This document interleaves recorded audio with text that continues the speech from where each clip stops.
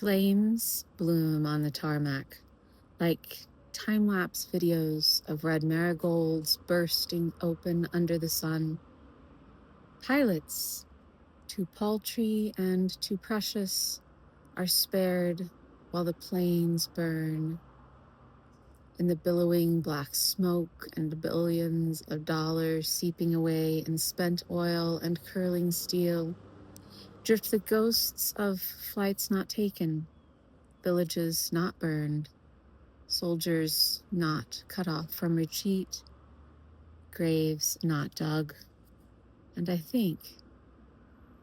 I hope, those watching pilots safe on the ground are glad to see those spirits rise, glad not to take the skies today or tomorrow.